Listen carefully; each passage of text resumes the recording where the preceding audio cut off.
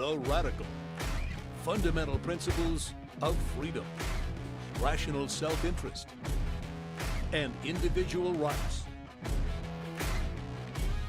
This is the Yaron Brook Show. All right, everybody. Welcome to Yaron Brook Show on this Saturday, March 21st. And as we often do on Saturdays, we're going to take a break from the news. Nothing as far as the war in Iran has happened that cannot wait until Monday. No big changes, no big actions, nothing really. I mean, a lot, but for our purposes, I can wait till Monday. So it'll wait till Monday unless something happens between now and tomorrow's show, and maybe I'll do a show tomorrow if something big happens. Otherwise, tomorrow, just so you know, tomorrow's going to be a members-only show. It'll be we'll be talking about an Ayn Rand essay from this book, The Voice of Reason. So check it out. If you don't have it in your library, I don't know, download it in your Kindle so you can read the essay. The essay is called Altruism as Appeasement. Altruism as appeasement. So this is going to be further digging into altruism, how it works, how it affects us, how it affects the world. I think a really, really important essay. Why does altruism drive appeasement? So check it out. Ayn Rand, Voice of Reason, Altruism as Appeasement. Tomorrow, I think it's at 2 p.m. 2 p.m. I've already posted it, so we will go live tomorrow. Members only. If you're not a member, you can become a member. Just sign up on YouTube as a member. Make the minimal contribution there. I definitely set it up as members only. I'm told it's not set up as a members only show. Let me check it out. Yeah, it doesn't look like it's set up as members only. All right. It will be members only. It is members only. Where do I change it? It's set up as public. That's bizarre. I'm going crazy, people. Oh, I see. If I click there, I have to say done and save. Okay, now it's members only. So anyway, you can become a member. Use your... when you sign up for a member, make the minimal contribution to allow you to participate in the member shows. If you want to make a bigger contribution, do it on Patreon or on PayPal. It's just that YouTube takes a big chunk for itself, which I've no problem of YouTube doing that, but you don't need to make a big contribution in order to participate in the members only show. So just do the minimum that is required for it. So sign up, guys. We've got about 300 to 400 members. We should have more, like 1,000, 2,000. All right, today we're going to talk about individualism. We're going to talk about what it is as Ayn Rand defines it and how Ayn Rand explains it. And then we're going to talk about its history, how where did individualism come from? It's an idea at the end of the day, and where did that idea come from?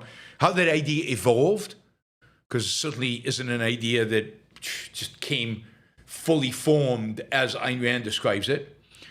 So we'll look at the ideas that shaped the concept of individualism throughout history and how those ideas evolved, and we'll look at its opponents. So who are the enemies of individualism? Who opposes individualism, and why do they oppose it? And what are the arguments that they make, and what are the arguments that individualists make against them? All right.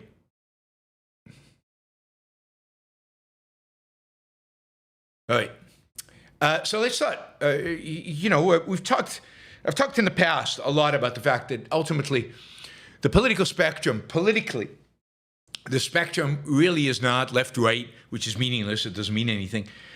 But fundamentally, the fundamental political spectrum, as I've described it, an arrow, is individualism, collectivism. Individualism, collectivism. So what do we mean by individualism? What is individualism? And I'm going to read you from Ayn Rand's definition or description of individualism that she makes in her essay in The Virtue of Selfishness. The essay is her essay on racism, and it's appropriate for the essay of racism, in the essay of racism, because, of course, racism is a collectivistic ideology. Racism is a collectivistic phenomena. It is treating people as members of a group, not as individuals. So this is what Ayn Rand writes about individualism. Individualism regards man, every man, as an independent, sovereign entity who possesses an inalienable right to his own life, a right derived from his nature as a rational being. Individualism holds that a civilized society, or any form of association, cooperation, or peaceful coexistence among men, can be achieved only on the basis of the recognition of individual rights, and that a group as such has no rights other than the individual rights of its members. So individualism, in Rand's view, is directly politically associated with individual rights.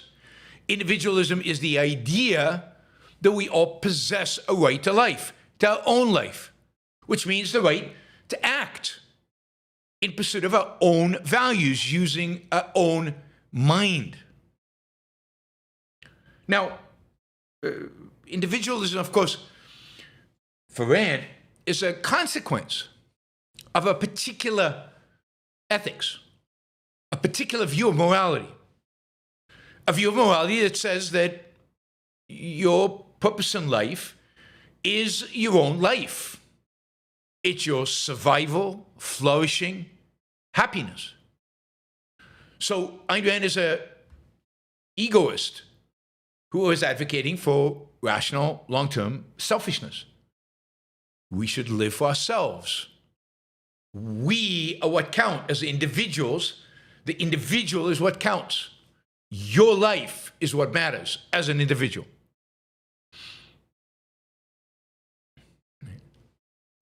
So morally, individualism is just the political representation, manifestation of the idea that each one of us should live for himself.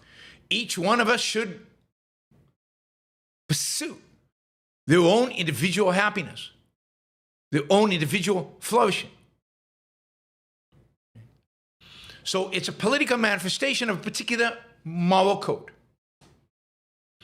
which, implies that since my life, that human life is the standard, and in my life is the standard, the things that lead to my life are the standard, I need to be left free of coercion, free of force, in order to be able to pursue my values based on my reason.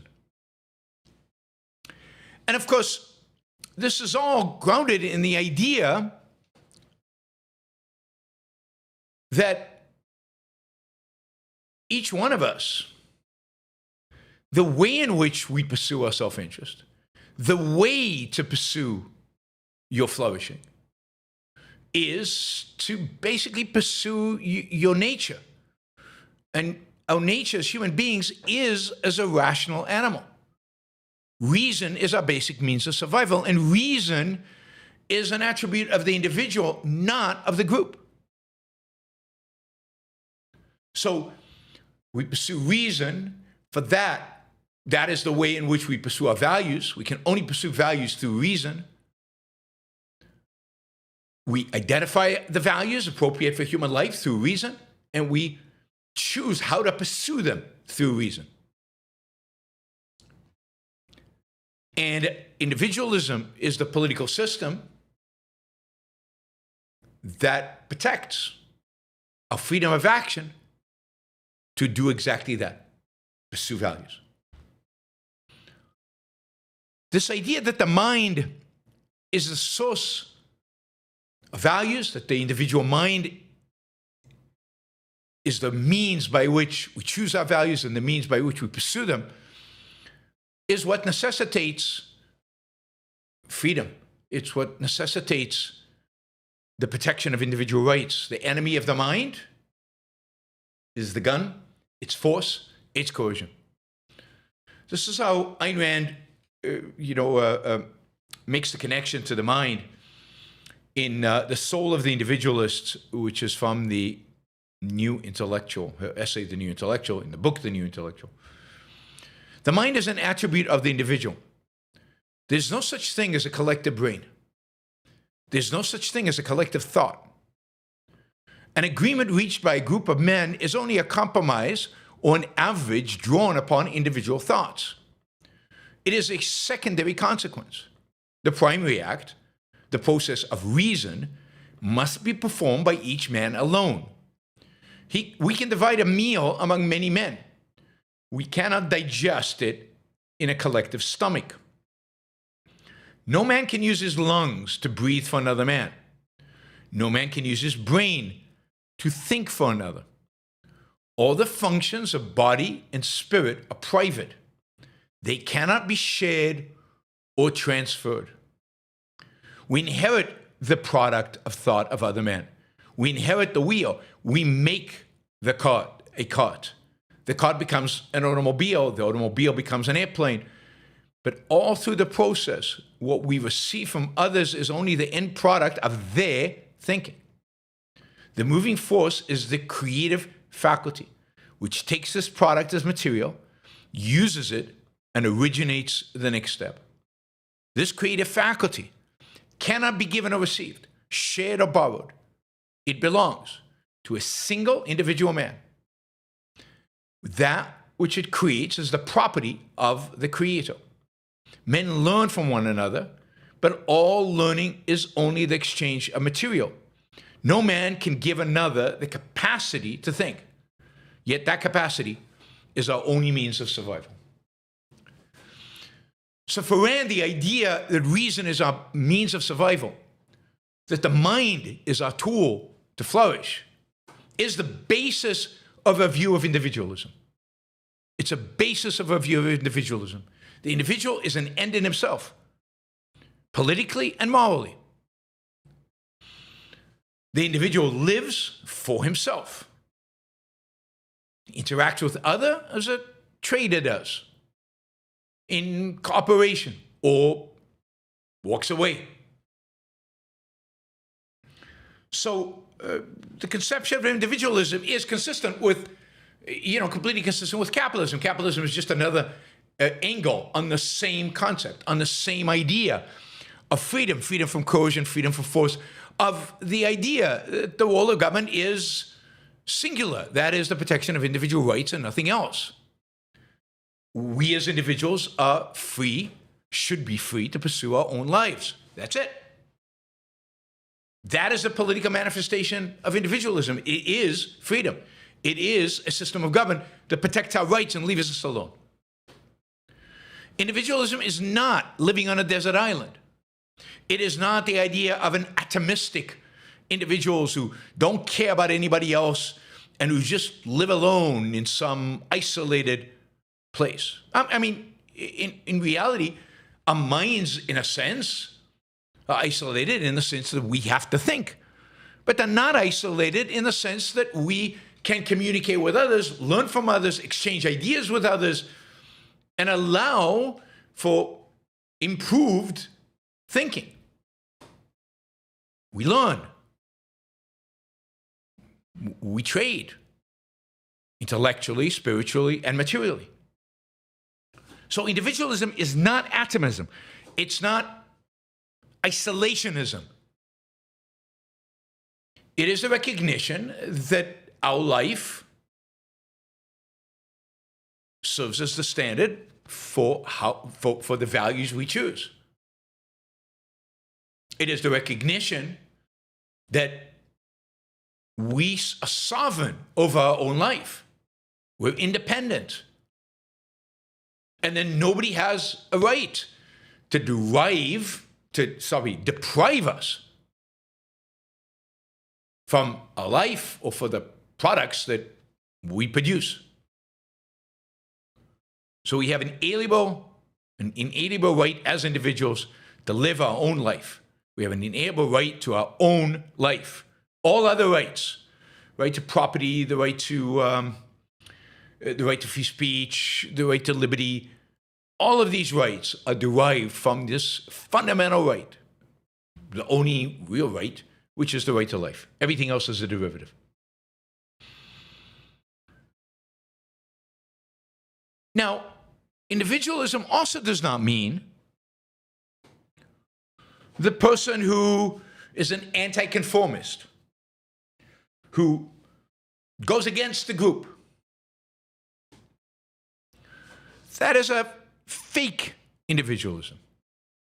Individualism means consciously, rationally pursuing your own path. But rejection of the group is accepting the group standard. The group determines what you will do, because what you will do is reject them. The idea is not to reject the group, not to accept the group. The idea is to tread your own path determined by your own mind. So it's you, your mind, your individual mind. Individualism is not the idea that we should do whatever we feel like and pursue whatever whim we happen to have. This is, in some places, this is what is perceived as individualism. No. Feelings are not primaries. Feelings are not tools of cognition.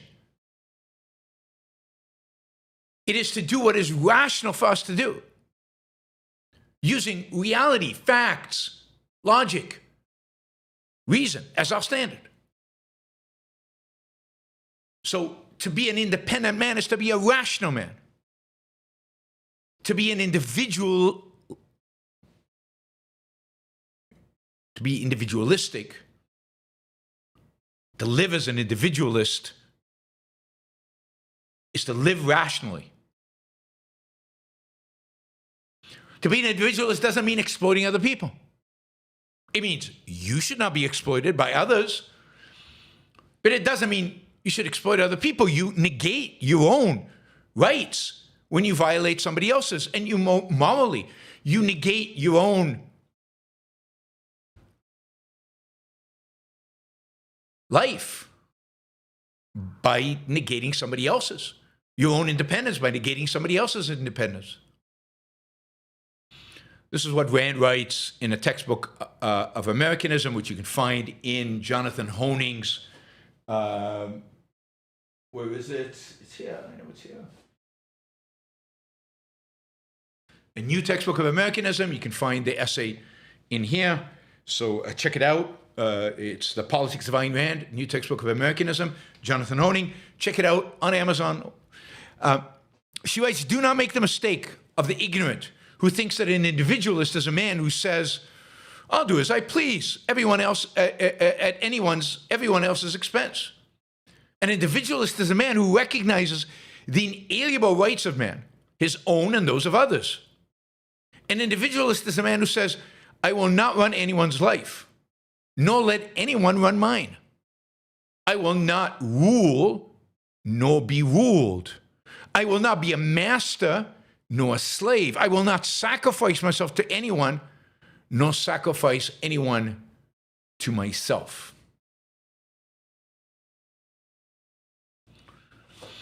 So, individualism is the idea of living for yourself morally by the use of your mind, and politically, that the government's job is to protect our ability to do so by eliminating coercion, force, authority from our lives, protecting us from those who would use force, fraud, deception,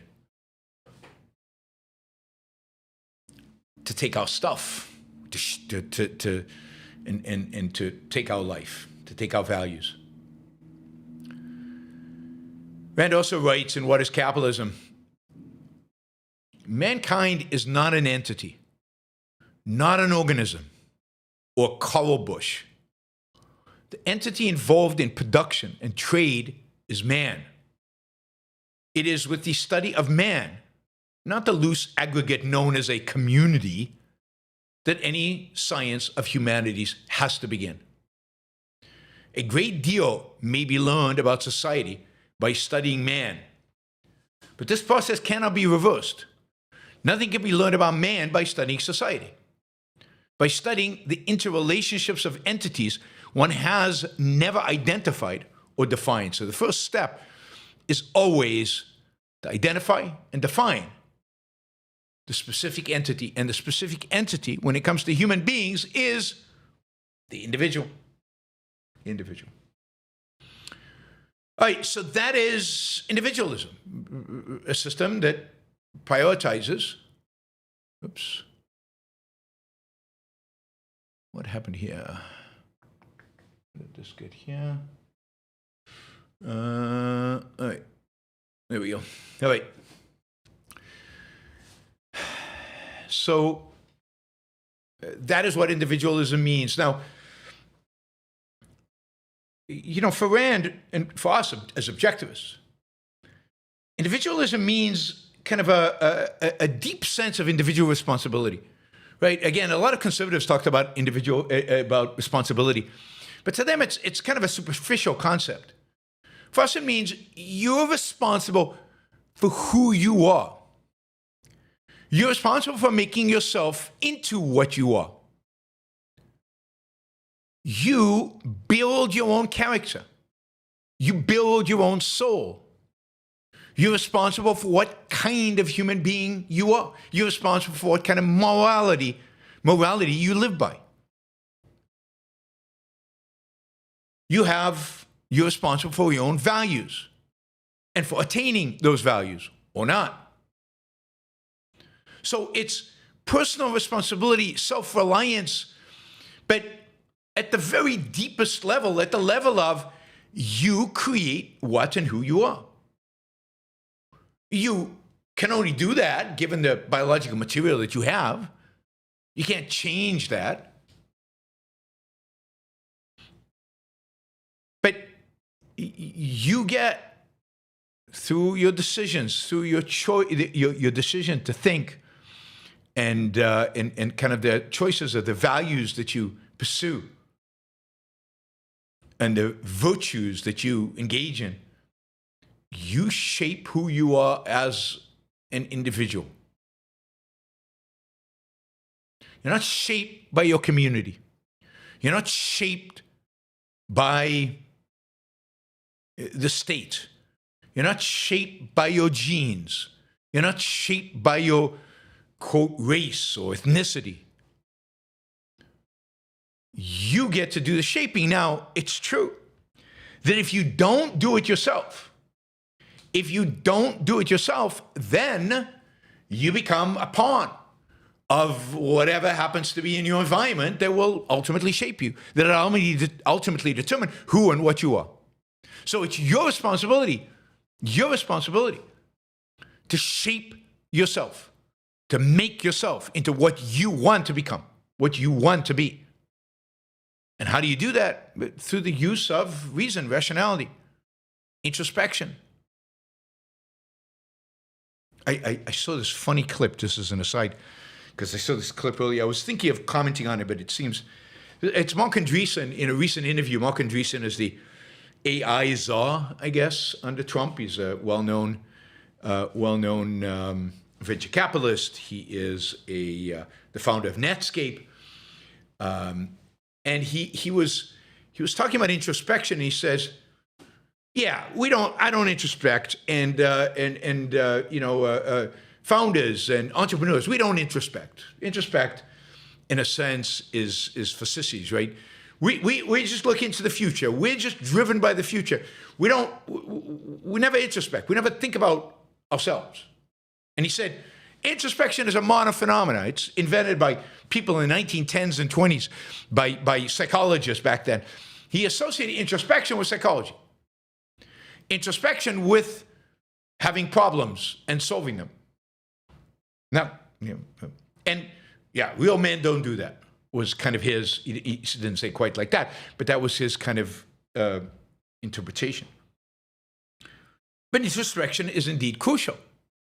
Identifying your own values, identifying what you care about, what you don't care about, identifying whether your values are rational, whether they make sense, thinking about what kind of human being you want to be. All of that is really introspection. It's about thinking about yourself. It's about looking inside yourself. It's about evaluating yourself. So introspection is necessary to create the kind of individual you want to be. Again, individualism, and of course, introspection is what most philosophers do from the beginning of time. Certainly Plato and Aristotle introspected, and many religious figures introspected. This idea that introspection is a modern phenomenon that only exists with the discovery of psychology is, I think, wrong. But I don't think you can discover. I think a lot of what we do, what we need to do, to have a good life, is to introspect. What do we do well? What did we do poorly? So that we can move into the future, so that we can become better at what we do. Now, it's true, people who obsess about constantly thinking about the past and constantly figuring out, what did I do? What did I do? What I should have done? And without any purpose, without leading to action in the future and self-improvement, yeah, I can see that being a waste. And I can see why some people would dismiss psychology as, given a lot of what psychology is pretty non-essential and insignificant, or not significant for most people. But to just dismiss introspection was just bizarre. Anyway, where does this concept of individualism come from? How did it kind of develop historically? I mean, I think there's no question that the basic roots of the idea of individualism lie really in ancient civilization, in Greece and Rome, in classical civilization, not ancient, classical civilization. I mean, in ancient Greece, thinkers like Socrates emphasize independent reasoning. Truth should be discovered by the individual mind. Aristotle, thinks of the individual as a rational being, man as a rational being. There's no yet conception politically of individualism. There won't be for a very long time. But there is a certain idea that the individual is a creation of Christianity, and it certainly is not. Right? Now, Aristotle does say man is also a political animal, right? And politics is kind of a primary, but his whole ethics is around individual flourishing, individual happiness, individual well-being, and the recognition that we are rational, and that's how we learn about the world. The Stoics, they introduced an idea that, every individual possesses kind of individual moral worth and a rational autonomy. And the Stoics, for the Stoics, it's even independent of social status. And, Roman law even recognizes a certain level of individual legal identity, of contracts, of property, of citizenship rights. Now, it's true that during this time, the individual is definitely subordinated to something else, the state, the gods. But there is a recognition of a certain level of sovereignty, moral, intellectual, certainly, a certain level of autonomy.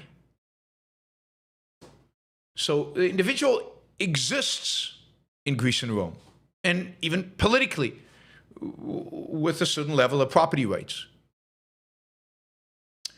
Now, Christianity adds to this.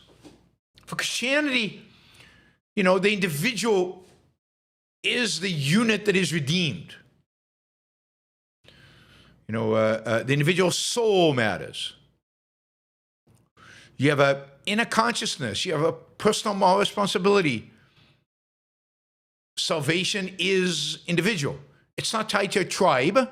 And this is primarily, if you think about it, a rejection of Judaism, where there's a sense in which in Judaism, in the Old Testament, a lot of the issues about whether the Jews please God or don't please God, and whether he's going to punish the Jews or be favorable about the Jews. But there is a certain level of, it's about the collective. It's about the Jews and how they are behaving.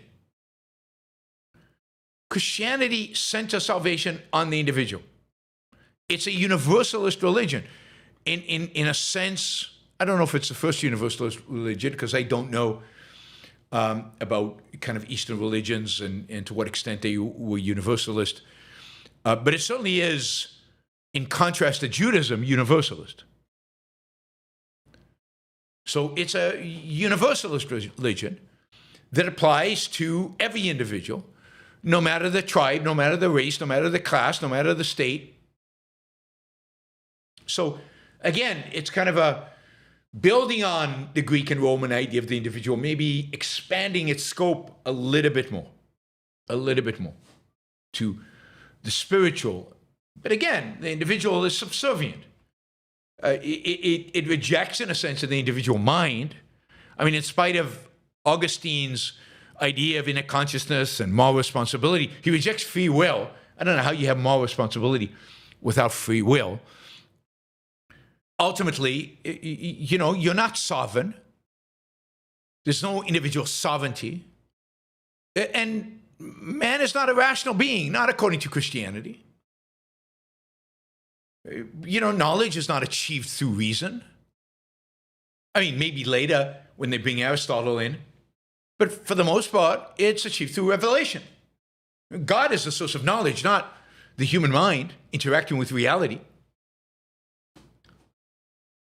So Christianity is definitely a step backwards while embracing certain aspect of what it means to be an individual and expanding maybe the concept.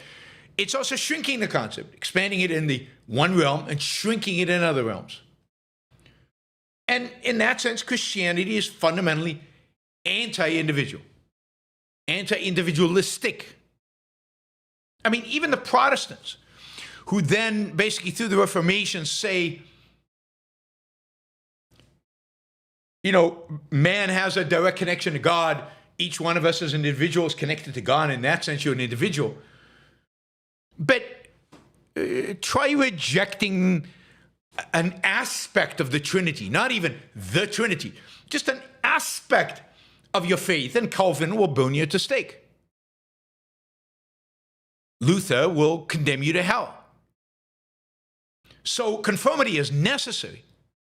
Being tribal is necessary, even as salvation is individualistic, and you can each read the Bible and interpret it, but not interpretation within the scope of what we tell you it is, even though now, for the first time, you can actually read it.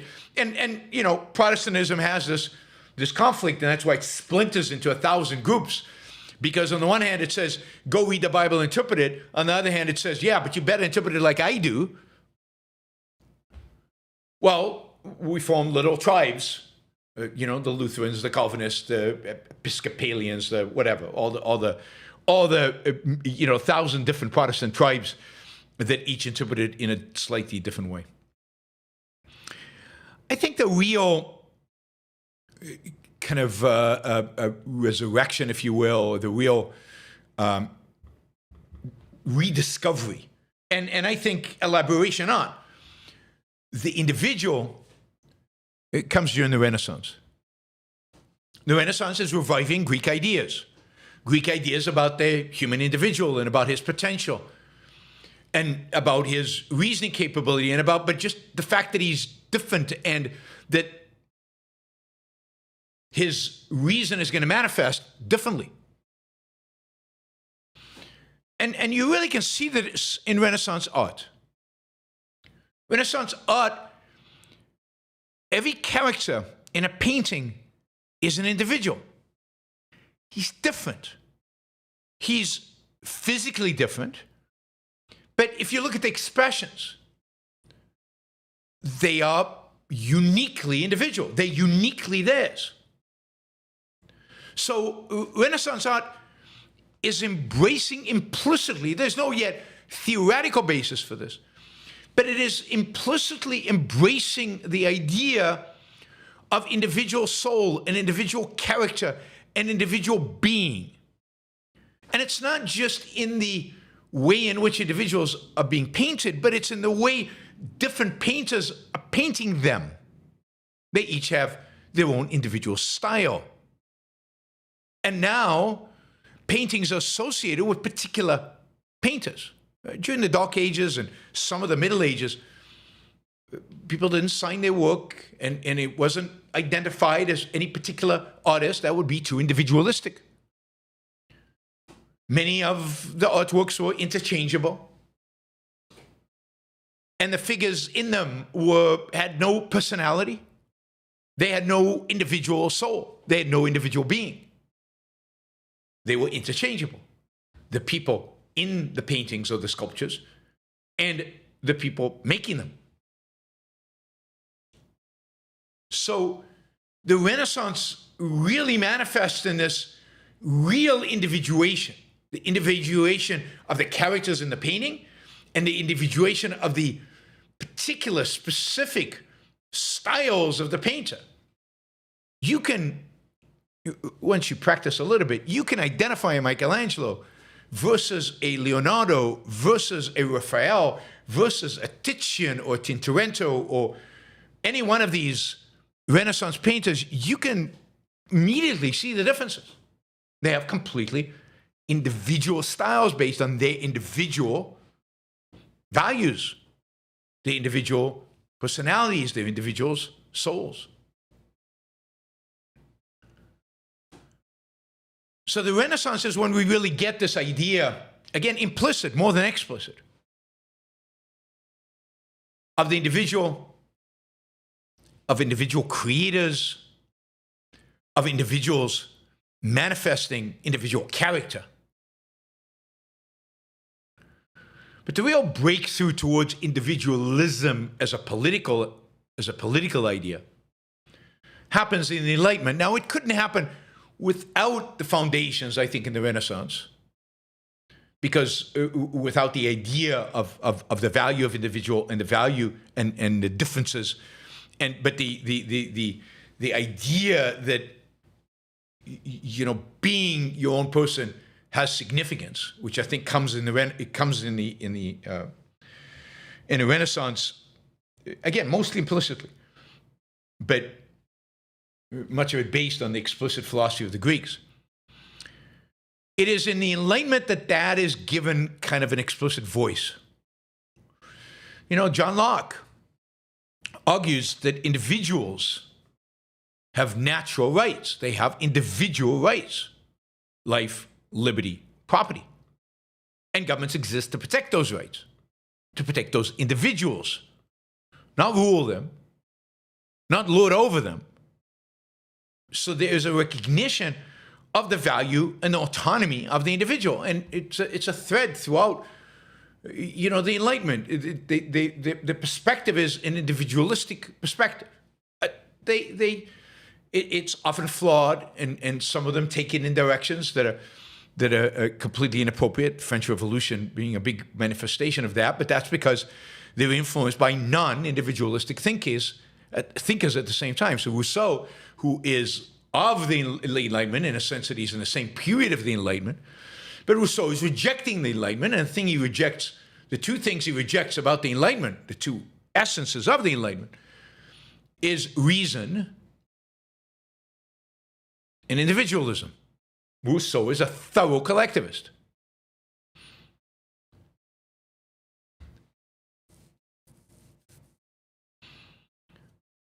So Locke, and then followed by the French and the Scottish Enlightenment, all basically emphasizing the value of the individual. And of course, that is manifest itself in the political theory that inspires the founding of the country. It's 250 years since the signing of the Declaration of Independence. And indeed, the signing of the Declaration of Independence is the signing of the Declaration of Independence of America, but you could also think of it as the signing of the Declaration of Independence of the individual from the state, of the individual, of the creation of a state where individuals are independent, where the state's role is to protect those individuals. That is the foundation. So with the creation of America, you have the first individualistic society, state, government. The French Revolution flounders because almost from the beginning it gets captured by the collectivists. And they treat people in collectivistic terms. So it's not about judging individuals as individuals. It's not about maintaining their independence. It's not about the rule of law and the abolition of force. No, it is some kind of social consciousness that then drives the extermination of the people who somehow subvert the interests of the collective. And that the guillotine is very good at doing. So individualism becomes a political doctrine, and it's really at the heart of free countries, starting with America and then spreading to the rest of the world. It becomes less and less consistent as we move away from America, both in terms of geography and in terms of time. It gets polluted with collectivistic elements as, again, we get more and more distance from America and more distance in time from the founding. But, the doctrines of, liberal democracy are doctrines that are based on some recognition of individualism, of individual liberty, on individual freedom. It's a mixed economy, in a sense. It's a mixed ideas. So, you might find thinkers that defend freedom of speech and of thought, maybe even lifestyle, but not of economic freedoms, not of property.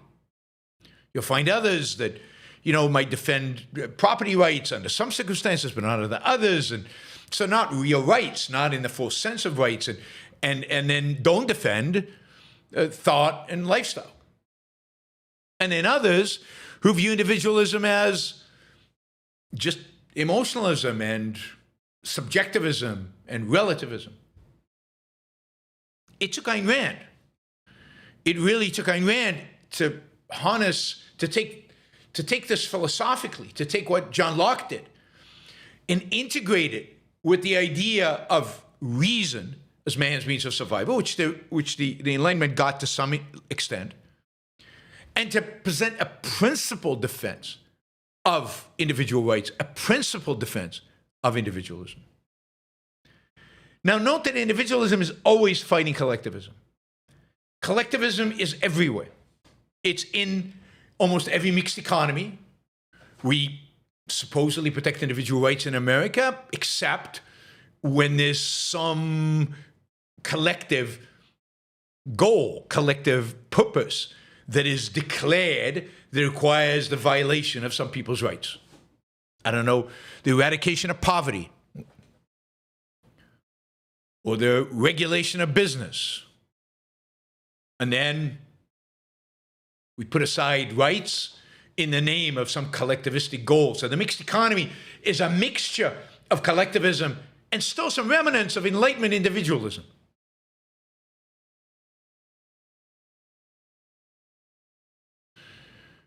And of course, the pure forms of collectivism keep rising.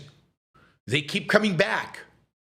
I mean, they're all basically ideas that are trying to get us to a period before the Enlightenment. I mean, before the Enlightenment, people were divided into classes. It was very clear who they were, divided into religions, and you know, people were treated based on which class they were in.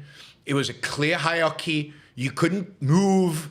There was no mobility because you weren't treated as an individual. You were treated as a member of a particular group. And again, that group could be class, it could be religion. And the Enlightenment and capitalism completely destroyed that. Now, a political system in our economy treats us as individuals. And there are always people who are horrified by this. They want to take us back to collectivism. And some of them want to do it in the form of communism, and some of them want to do it in the form of fascism, and others want to do it in the form of religion.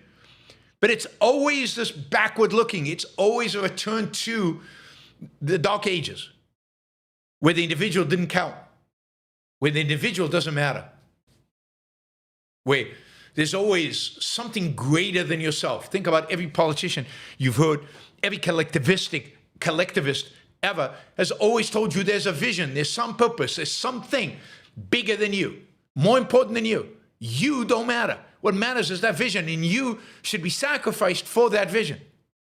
You should be willing. You should be joyfully sacrificed to that great vision of the proletarian, of equality, of the states, of your race, of God. It's all the same in the end. It's all rejection of the individual, rejection of individual rights, rejection of individualism in the name of some greater good, and that greater good is some group, somewhere. Some vision that somebody came up with that you must be sacrificed for. And that is manifested, as said earlier, in a welfare state. It's manifest on the left today in identity politics, and on the right in identity politics. It manifests in conformity, in expectations to conform.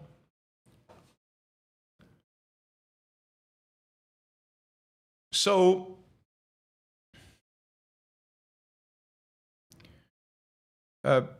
individualism intellectually is this massive achievement. Politically, it's the most significant political achievement in human history, the founding of America, the founding of a land of individualists, a land for individualists, a land that is political philosophy is based on the concept of individualism.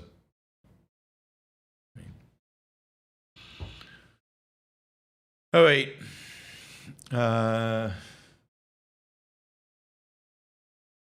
Note that pretty much everybody, even people who claim to be pro-individualism, and there's a lot of people out there who keep saying they're pro-individualism. I saw a clip from Tucker Carlson claim he's pro-individualism, but there's nothing,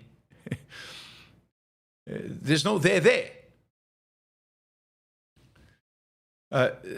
Almost everybody is an opponent when you really peel it off enough of individualism. It's ultimately, almost everybody out there is driven by some form of greater good, something outside of yourself. And politically, a willingness to define what that is and to demand your sacrifice for it. You know, whether it's on the left, the identity politics, the Marxism, or on the right, the statists, the racists.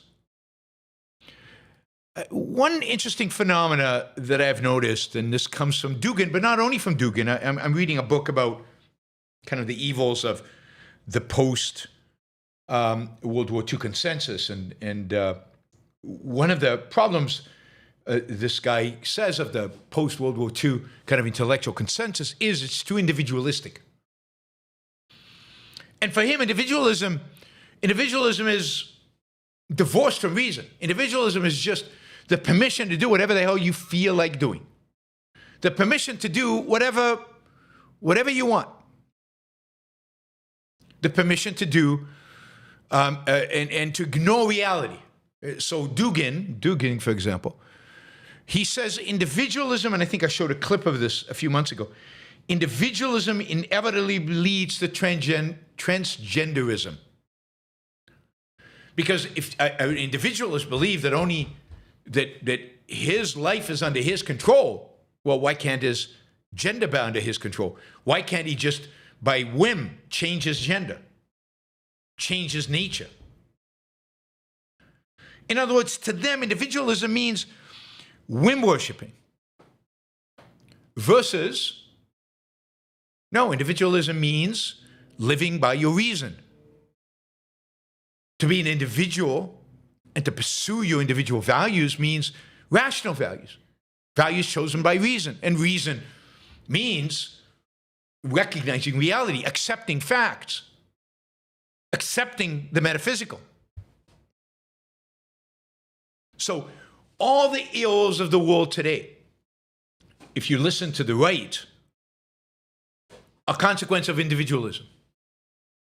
Because they associate everything the left does with individualism, which is a massive tragedy because, of course, the left is as far from individualism as you can get. The left is fundamentally collectivistic, as you can see with their identity politics. You can see with their Marxism. You can see with their rejection of all economic individual rights, property rights, complete rejection of property rights. And ultimately, as we've seen with woke, a rejection of intellectual rights, freedom of speech. So the collectivistic right wants to, again, discredit individualism by associating it with the worst of the left. Beware of those on the right, the Dugins of the world, who are trying to do this. They are mischaracterizing individualism, associated with things that have nothing to do with the individual's use of reason to pursue values.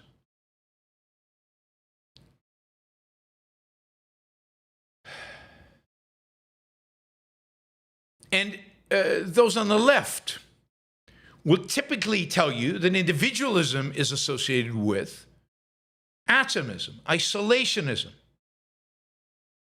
the treatment, bad treatment of other people, the exploitation of others. Both left and right will tell you that individualism undermines meaning, which has to come from outside. And if there's no God, it has to come out from outside, which means from society, from others. And even if there is God, where else, since there is no God, but even if you think there's a God, it's coming to you from other people. It's a negation of your own mind. So individualism undermines meaning, it undermines belonging, it undermines social cohesion. And of course, it does the exact opposite. But that's what they want you to believe. To be an individualist is not to be isolated. It's to be a trader at every level. To be a trader.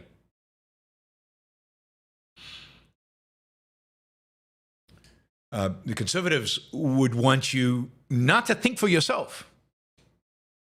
That's what individualism means, right? Thinking for yourself. That's what independence means. No, you cannot create your own soul. You are a creature of your culture, your history, your relationships. Actually, I said that's the right and the left. They both agree on this. You're not a self-determined being. You're not a self-created being. You are a creation of your community, your culture, your history, your relationships, and your DNA. So, to be an individualist means to be detached. Again, isolation, alienation. And left and right agree, because left and right are both collectivists. They're both on the other side of the political spectrum.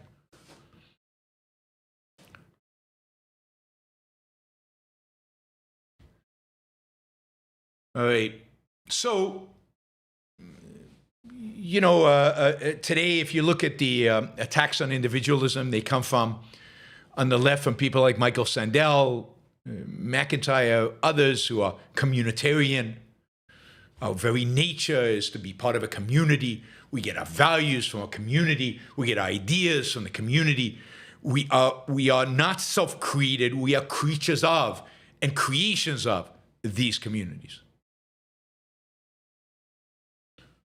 They reject individualism as just metaphysically impossible. And to the extent that people strive towards it, it creates what they call, what they would term a disconnected self, an alienation and rootlessness. And it ignores your obligations, your moral obligations to the community, which created you. You've got, the neo-Marxists, the postmodernists, who hate the Enlightenment, who reject the Enlightenment. You are a creation of power, of language, of discourse. You're not self-created. You might have the illusion of having independent thoughts, but your thoughts are not independent. You can't think for yourself. Coherent, rational self-interest does not exist. Choice, free will is just made up. You are just a puppet, a plaything in social construct. And of course, now you're getting from the right kind of a nationalist, traditionalist view. Individualism is bad. It weakens families. You don't have kids, you individualists. What are you doing? It weakens the nation. It weakens the desire to sacrifice, which is so necessary. And of course, it weakens tradition, because tradition is the negation of individual thought. It's the negation of the individual pursuing his own ideas. And of course, as I said, that leads to moral relativism, of course, declining birth rates and cultural fragmentation and weakness and poverty and bad stuff, poor and declining states, nations. And you can go on and on, right? Egalitarians hate it because, well, we're all equal, we're all the same. How dare you be different? How dare you be independent? How dare you think for yourself? So, and of course, anybody who rejects free will, anybody who rejects the independence of the mind, the human mind, the ability to create your own soul, it becomes impossible. All right. So individualism is under attack, really, from everybody in the culture. There are almost no defenders. Even people who advocate for individualism are usually advocating for some kind of mixed economy of individualism, mixture of. So to remind you, the individual is not a means to others' ends. He's an end in himself. The individual must not be sacrificed. You each have a right, a moral right, to your own life. No person, no group, no collective, no government, no entity has the right to sacrifice you for anybody, for anything. Collectivism is thoroughly evil because it is rejection of this truth. It is a rejection of the individual. Indeed, individualism is the idea of moral sovereignty of the individual, the political sovereignty of the individual, the intellectual sovereignty of the individual. It starts with intellectual, reason, moral, egoism, political, individualism / capitalism. Don't be fooled by the collectivists out there. Don't let them define the terms.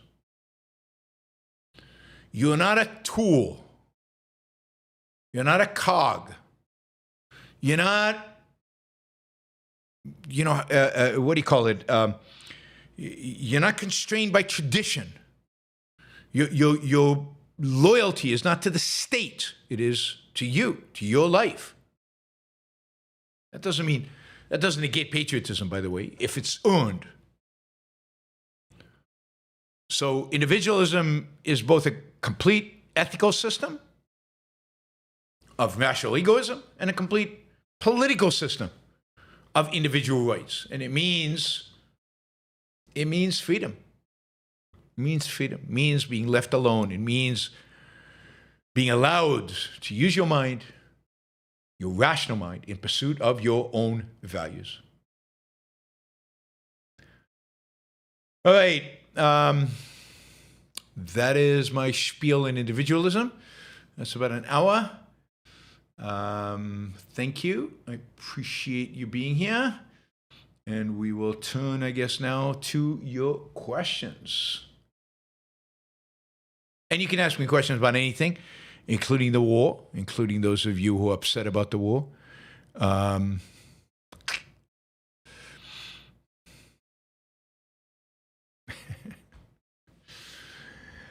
right. Let's see. Audrey says, what with Iran? Gas prices skyrocketing. Nothing is cheaper. The stock market is tanking. The U.S. lost 92,000 jobs in February. Unemployment up. Farm bankruptcies up. Welcome to the golden age. Yeah. Now, notice that none of those related to the war, really, other than gas prices. Nothing is cheaper. That's because they haven't stopped inflating the monetary system, and tariffs are making everything more expensive. The U.S. lost 92,000 jobs in February. That's Trump's economic policies. Unemployment up, yeah, because of Trump's economic policies. Farm bankruptcies up, yeah. You engage in a trade war, you destroy some local industries, farming in this case. That is Trump's golden age. The war is a necessary one. It's just the tragic thing about the war with Iran is that Trump is commander-in-chief. That's the main problem with the war with Iran. All right. I'll remind you that you can ask questions. You can ask questions and thus shape the show. You can ask about anything. You can ask about the war, updates, whatever you want. You can challenge me on anything. You can disagree with me on anything. Put it in a super chat. Put it there, and we will discuss it. That will be, and that way you also support the show, and you get your question answered, and you get to shape what I talk about on the show, which is terrific. I'll remind you that let's see, we'll do the sponsors on Monday. All right, let's jump in. One more reminder that if you want to become a monthly supporter of the show, like a regular supporter, and not worry about the super chats and stickers and all of that, you can do so. You can do so on Patreon, patreon.com. Just go to patreon.com, put in Yaron Brook Show, and set it up to make monthly contributions. Could be $2 all the way up to $1,000 or more. So go for it. All right, we just got our first $50 super chat. So we're going to start with that. We go here by the more money you put in, the faster I get to answer your question. I do try to answer all questions, but the higher the dollar amount, the faster I answer them. All right, $50 from Arthur Evans. Was going after the trans community low-hanging fruit. They were testing the waters of bigotry. They were afraid to go all out anti-Semitic, but no more. Every major right-wing personality today either flirts with or is an out-and-out anti-Semite. I mean, it certainly was low-hanging fruit in the sense that it was easy to go with the trans. They were doing something that I think most Americans, an overwhelming majority, not just most, an overwhelming majority of Americans kind of looked and certainly didn't understand. It seemed wrong to them. It was also kind of this typical postmodern thing where let's redefine what it means to be male. Let's redefine what it means to be female. Let's redefine man, women. Those terms don't mean anything. Let's ignore biological reality. And I'm putting aside certain legitimate issues that have to do with trans, and they're all legitimate issues. I'm putting that aside. I'm just saying the way the left presented it was so easy to attack. And what happened was it was the one realm in which some of these crazy right-wingers could come across as relatively sane. Yeah, this trans stuff, that's kind of crazy. And women and, men and women's sports, that is clearly wrong. Men and women bathrooms, wait a minute, there's something upside down about that, particularly when bathrooms are, quote, public. So it really created, it was very much, from the American public perspective, a way to go after the left that would appeal to the majority of Americans. And they still bring it up. The right still brings it up because it's still the issue that resonates best with most people. Right? And it's not like they were always scheming anti-Semites, right? That's not how it works. It's not like Tucker Carlson 30 years ago was an anti-Semite and is just now revealing himself. It's something that develops. Once you adopt a collectivistic mindset, once you embrace collectivism in one way or another, and you let it kind of impact the way you think about the world, and once you abandon reason and a fact-based interpretation of the world, of reality, then you become much more open to conspiracies. And conspiracies as a collectivist are usually oriented around particular groups. And the Jews just pop up. They pop up as obvious people to go after because they're successful, because everybody's always gone after them, because they reject the majority religion and have always rejected the majority religion. It's not clear why, and it's suspect. And yet they're a cohesive group. You could do that to atheists, but atheists are like tend to be individuals, and they're not a cohesive group. So as a collectivist, you view your group versus other groups. And it's so easy to vilify them. And of course, there is a rich history of vilifying Jews. So you can access that history. And it's once you realize that you are, I don't know, a white Christian. Ooh, white Christians have always hated Jews, right? So you can immediately access that collectivistic mythology that is associated with anti-Semitism. And it goes right, we've talked about this, right to the beginnings of Christianity. The beginnings of Christianity are to a large extent, the way to build the Christian community is to a large extent by differentiation, by differentiating from the Jews, by differentiating from those who would not accept Christ. So anti-Semitism develops as a response to those who do not join our community. And our community is the community of truth, the community of God, the community of the Messiah. There must be something wrong with these people. So anti-Semitism springs out, not out of any particular action of Jews. They're good Jews, they're bad Jews.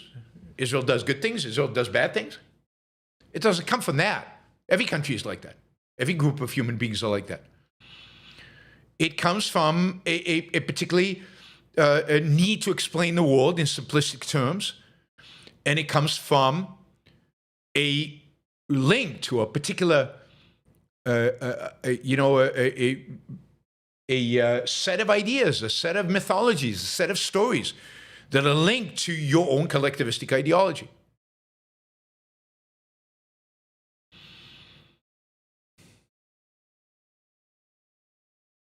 So that, I think, develops. So the first manifestation was low-hanging fruit. We're identifying ourselves as this right-wing collective, as this right-wing ideology, And in order, and we're Christians and we're nationalists and we hate the left. That's the beginning. And we hate the left. And the easiest thing to go after on the left is trans. But then we have to explain it all. We have to come up with explanations about the world. Why are they even people on the left? How did they get polluted that badly?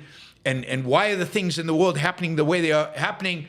Ooh, for that we need a deep explanation. Oh yeah, there's our ancient explanation. Explanation always comes back. The Jews.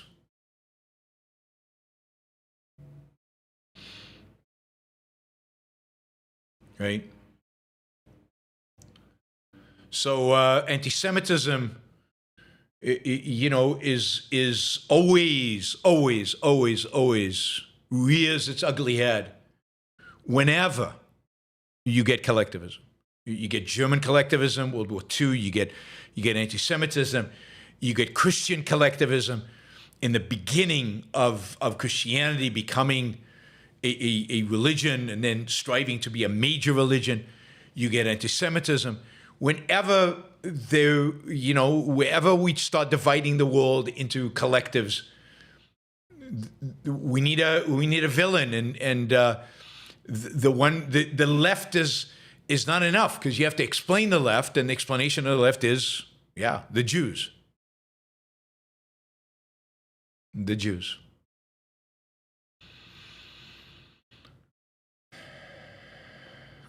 Like number says, the right is in civil war. Is it? Is it really? I think you should question that. There's disagreements in the right. But at the end of the day, who's the more consistent rightist? Who's the most consistent collectivist? And who are they all going to rally around in the end?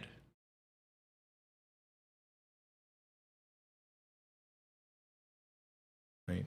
So it's superficially in civil war, but fundamentally the ideology is there, and the ideology is the same. And those who practice the ideology more consistently ultimately will be the winners in whatever civil war, whatever disagreements there are right now. But a lot of the disagreement ultimately is superficial. All right. Clark. With all the hatred and ugliness we see online disappear in 50 to 100 years when objectivism begins to dominate people's way of thinking and orienting towards the world. Yes, I mean, I think a world of freedom, a world of capitalism, certainly a world of objectivism, is a world of benevolence. It's a world of respect and admiration, of achievement. And I think a lot of the ugliness and a lot of the strife, which is mostly driven by various collectivistic ideologies, slamming and fighting against each other and trying to rip each other apart. Or it's driven by emotion and whim worship. It's not driven by reason and rationality. It's not driven by individualists who might disagree about a particular interpretation of something. Those are usually interesting debates. The hostility, the ugliness, all comes from collectivism and emotionalism, which usually go together. Collectivism and emotionalism, those are the enemies. Or collectivism and irrationality. Irrationality. Those usually go together.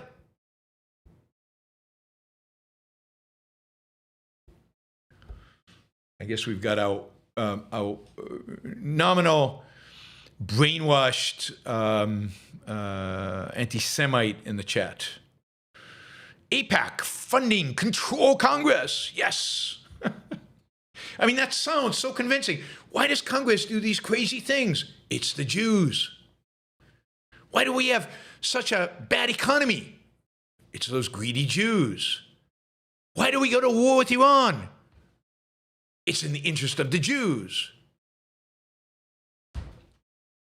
And there's no way to argue with these people, right? Because there's no fact that you can present them. There's literally no fact you could present Tommy that would change his mind. Because this is not about facts or evidence or reason or rationality. This is about what the tribe believes. This is about his tribe versus the other tribe.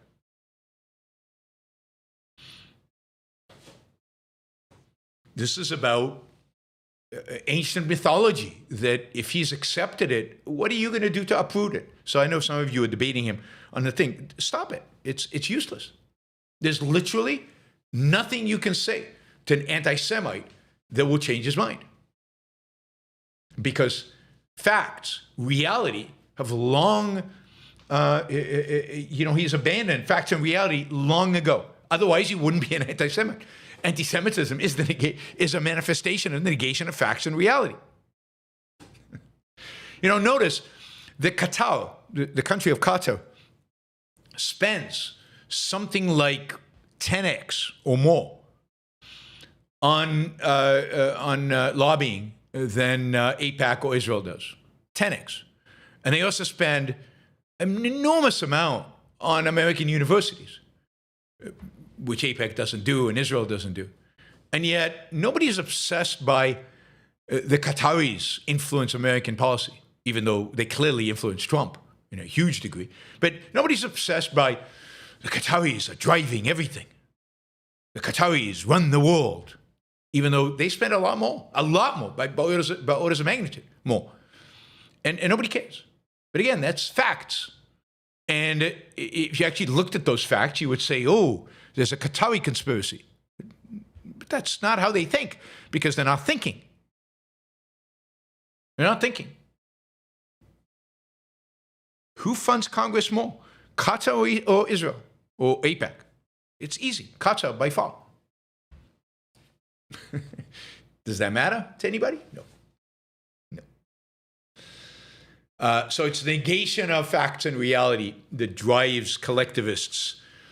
And anti-Semitism is just one of the very ugliest forms of collectivism. And when Objectivism wins, the ugliness goes away. The ugliness goes away. Not to say there won't be disputes, and not to say there won't be irrational people. There still will be. We're not utopians.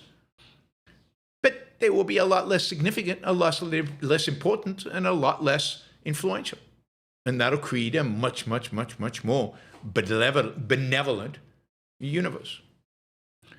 James, will easing the welfare state even be that painful if the economy is deregulated beforehand? Once individualism is properly embraced, will mixed economies be phased out relatively quickly? No, I don't think it'll be that painful. I've said this many times. If I were in charge of moving us towards capitalism, the first thing I would do is massive deregulation, getting the government, disentangled from the economy, both in terms of regulations and the simplification of taxes and subsidies and all the things that have government intervening in the economy at any level would go. And the consequence of that would be dramatic expansion of economic growth, which would then make it possible to start dramatically shrinking welfare as people enter the workforce. Salaries and wages are going up because of increased productivity. And you can then slowly phase out people's reliance on the welfare state. Now, things that have to do with people over 65 or not in the workforce, or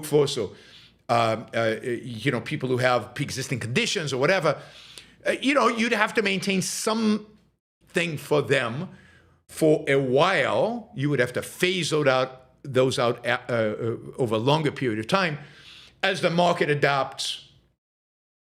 But the straight-out welfare state could be phased out pretty quickly because of that. And the mixed economy could be eliminated pretty quickly. So you would get a big, if you had an 8-year term, in the first four years, you would focus most of your attention on deregulation and tax reform.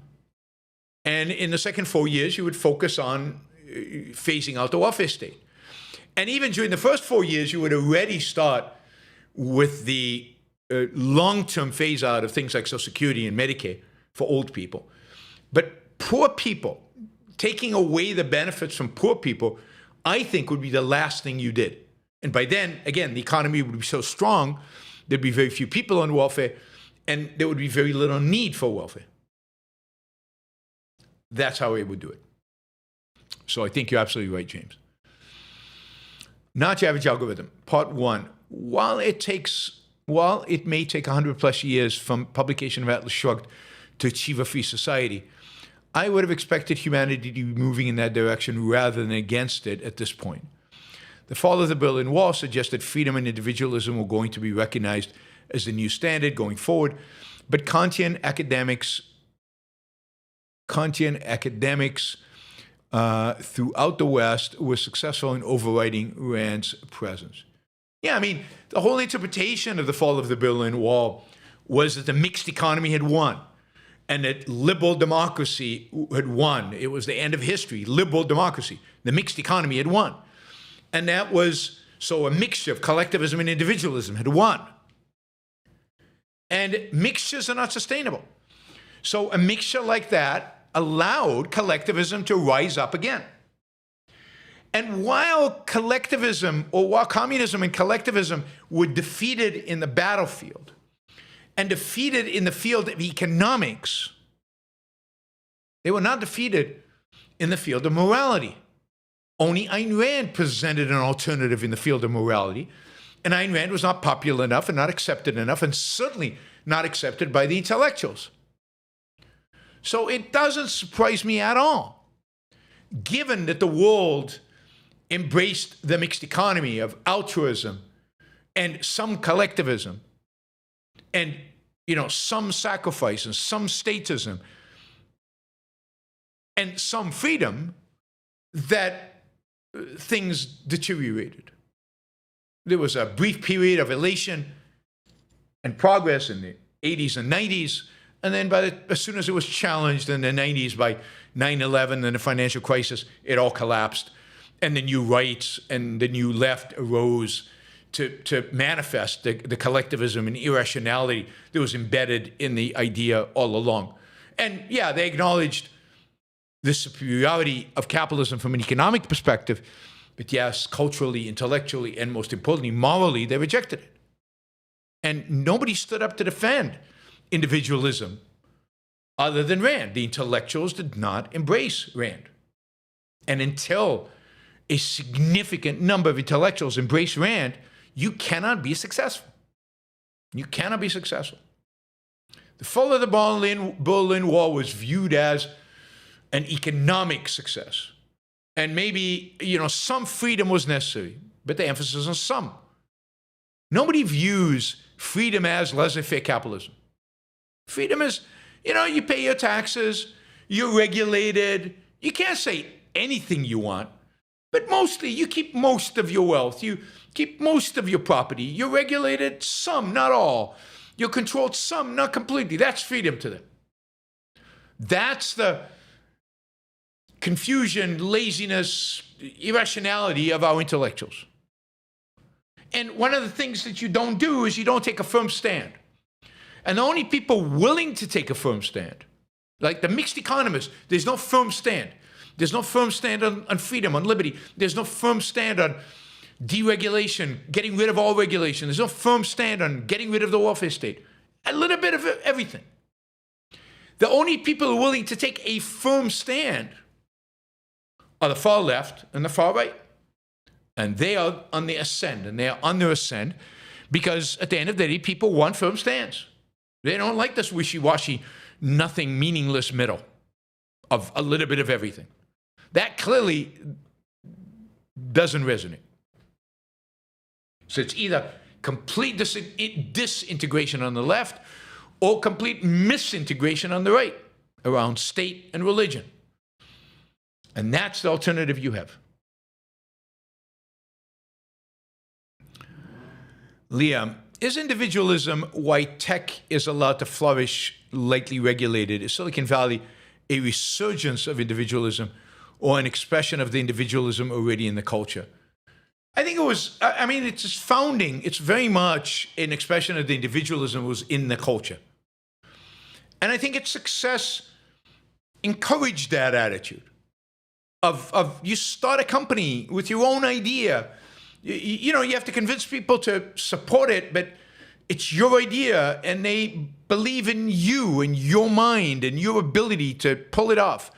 That is very individualistic, and that is Silicon Valley. So but it came from the remnants of individualism in the culture. In the you know, Silicon Valley is a creation of the 60s, 70s, really the 70s, really the 1970s, and it comes from the remnants of that individualism that are there in the scientists and engineers, and ultimately that manifests itself in entrepreneurship. But then it creates its own mythology, it creates its own energy, and that drives it. I fear that individualism in the Valley is in decline. It's in decline culturally as the Valley embraces either leftist ideology or right-wing ideology or both, and again tries to negate the role of the real individual. There's still this idea of the entrepreneur, which is fundamentally individualistic, and they can't ignore that success. But now, if you read the book by the CEO of Palantir, you have to subordinate the entrepreneur to a greater goal, purpose than himself. The states, you know, they all have to go work for the state, and big, ambitious programs for society. So the right is bringing their collectivistic vision. I think the Peter Thiel's, but mainly the CEO of I forget his name, the CEO of Palantir, are bringing a clear, unequivocal collectivistic vision to Silicon Valley. A vision that negates its origins and negates its very nature. You know, and what is their critique? The critique is the Silicon Valley is being too individualistic, too focused on the consumer, too focused on making life better, too focused on the pursuit of happiness, when it should have been focused on big, ambitious, social, whatever, fill in the blank, social missions, oriented primarily around the state and infrastructure, maybe biotech, right? Biotech they think is socially good, but tech, iPhones, no. This is way, I mean, he says in his book, this is way too individualistic, this iPhone. I mean, we customize it for ourselves, and it has all these apps, and people have spent their life building apps to make my life better. That's individualistic. And they resent that. They hate that. I mean, building missiles for the government, that's good. I mean, it is good, but they perceive it not as that's protecting freedom, the freedom to be an individual, but that's giving you a purpose beyond yourself. That's real meaning because it's for the state, qua-state. Liam says, I suspect Silicon Valley and the tech sector in general would be significantly smaller and less impressive had Ayn Rand never existed. I suspect so too. That is, I think she inspired many of them. I can't say for sure though. But it does seem like, she was a spark. She was really gave them the energy to create so much of what was created.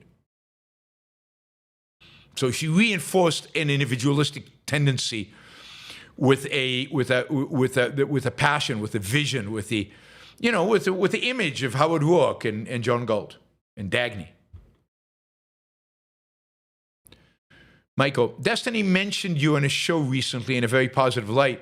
Doing another interview with him about Trump and the Objectivist philosophy would really help grow your show with a new audience. Yeah, I mean, I'll reach out to Destiny maybe next week and see if we can do something. I don't know what his position is on the war. That might be interesting. Lenny says, best show on YouTube and $20 with that. Thank you, Lenny. Really appreciate that. Arthur, is the popularity of lunatics like Tucker Carlson, Nick Fuentes, and Candace Owen a sign individualism is collapsing? We haven't seen such a dramatic shift towards collectivism in America since the Great Society. Yeah, I mean, I think you're right. I do think it is a sign that individualism is in deep, deep trouble, that there are no real defenders of individualism, that, much of the debate and so-called civil war within the right is different visions of collectivism. Right? Whether your collectivism is tinged with anti-Semitism or not, right? The kind of, I don't know, national conservatives inspired by Yoram Hazony, who's a Jew, and therefore wants to keep anti-Semitism out, versus the same kind of nationalist conservatism of Tucker Carlson and J.D. Vance and Nick Fuentes and Candace Owen, which has embraced anti-Semitism and thinks it's part and parcel with the collectivist nationalist agenda. Now, I think Tucker Carlson in this is right, and Yoram Hazony is wrong. I think Yoram Hazony has opened the Pandora box. He's opened the Pandora box once you embrace nationalism, once you bring collectivism into the foreground, once you make collectivism a political ideology, a political purpose. It's just a matter of time before anti-Semitism comes to dominate those conversations. This was completely predictable, completely predictable. So yes, this is a collectivistic trend of the likes of which we haven't seen since the Great Society, and maybe in some regards, this is much, much worse than the Great Society, because it has no real opposition, not anything real of substance. It's now just a battle between different collectivistic visions for America. There's nobody opposing it. The Great Society, remember, was a project of the left, so there was opposition on the right.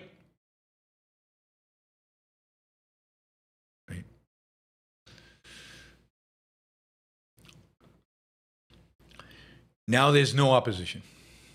I mean, the left opposes it, but the left opposes it for purely collectivistic reasons. Molten splendor. When did altruism become front and center, where it was openly expected that everyone embrace and support environmentalism and have-nots and woke, powerless victims? Well, I mean, altruism became front of center with the crucifixion of Jesus Christ. I mean, the whole nature of Christianity is altruism. Christianity makes altruism front and center to the morality. It makes it synonymous with morality. Now that gets watered down, not eradicated, but watered down during the Enlightenment and during America. And then what it does is it gets secularized by thinkers like Kant and then the rest of the German Romantics and Comte, the Frenchman. And so it gets secularized by philosophers, but they're all altruists. They're all altruists. I mean, which philosopher is not? From Kant on. And then it's just a matter of how it filters into politics. And it takes a while because the Declaration and Constitution of the United States are based on non-altruistic principles. But at some point, it just chips away, and those principles are set to the side, and altruism comes to the forefront. It comes to the forefront through the welfare state, through the regulatory state in the 19th century. It comes to the forefront ultimately through environmentalism in the 1960s, 70s, 80s, and all the rest of it. So it keeps pushing itself to the forefront because nobody challenges it. The only challenge is tradition, the Declaration of Independence and the Constitution, not the intellectual tradition behind that, not the ideas behind that, but the tradition of it. That's the best the right can do. But we have a Constitution. But why is the Constitution so good? Why is the Constitution important? How do we come up with these ideas of the Constitution? For that, you need ideas. For that, you need philosophy. And the right has none. The right has none.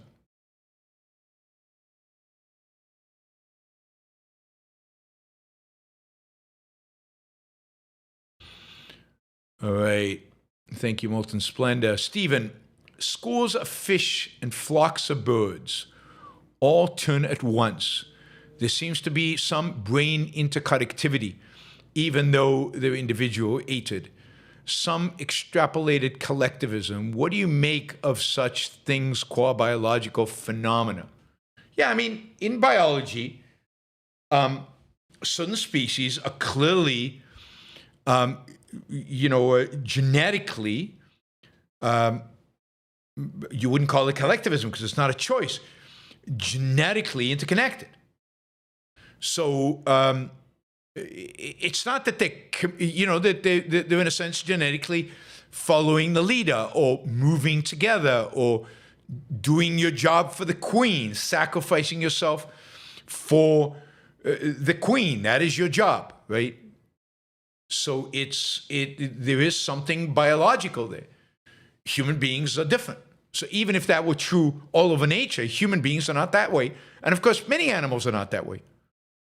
Lions are not that way. Cheetahs are not that way. Gazelles are not that way. I mean, they're just not. They don't move like that. They're not. There's no interconnected sense. There's no.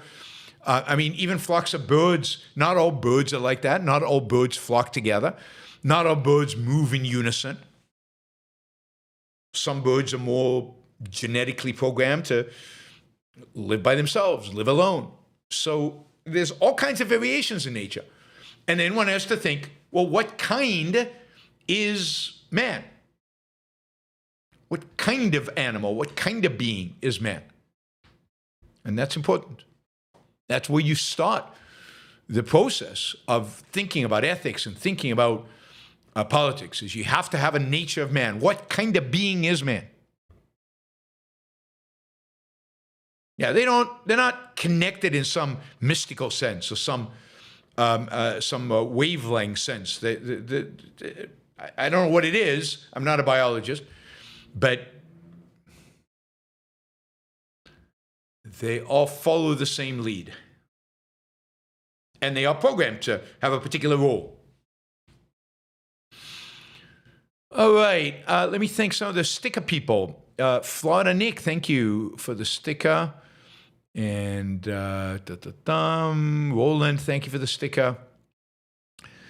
And I know there was some in the beginning. Mike, thank you. And another Mike, different Mike, thank you. And Stephen, thank you. And Ryan and Jonathan Honing. Thank you, guys. Really appreciate the support. You, too, can support the show. Trade with me. Value for value. You can ask a question. And I'll answer it. I'll read it and I'll answer it. Or you can just do a sticker to support the show. We're $105 short of our second hour goal. Again, important and good and valuable if we make those goals. That leads up to my monthly goal, which is what I need in order to keep doing these shows, right? Achieving those goals. All right. Nick says, I've never met a flock of owls. Yeah, that is true. Owls don't flock. Clark, does Trump care less about the intellectual class has to say than Ronald Reagan did? Probably. I mean, I just don't think he cares. He cares what the non-intellectual class says. He cares about what the stock market says. But I don't think he cares about intellectuals. He might care about influences, certain influences, what Laura Loomer says, but I don't think he cares about intellectuals. And yes, I think less than Reagan probably did. Stringer Bell, thank you for the sticker. Really appreciate that. Chipping away at that goal, that's perfect. James, was the German population in the 1930s more disminded than American people are today? I wasn't around then. I haven't studied Germany, but I think it's not, they were as disminded. But what they had, which the American people don't have, it was a philosophy of duty, a philosophy of obedience. So Americans are pretty disminded right now, but they're still not at the point where they're willing to be obedient, where they believe in some duty that they have to pursue. I mean, the forces to be are trying to rally them to be that way, but they're not that way. This is, as Ayn Rand called it, more at a sense of life level, at a kind of an emotional level. They're not inclined to just follow orders and do what they're told. whereas the Germans were, because of the Kantian prep education, the intellectuals that prepared them for the day when they're told to march, and they march. America doesn't quite have that kind of intellectual, context. So they're not ready to obey. They're not ready to follow duty. They're not ready to just march when they're told to do so. So there's still a certain spirit of leave me alone, don't tell me what to do, even if it's somewhat detached from reason and a bigger political agenda.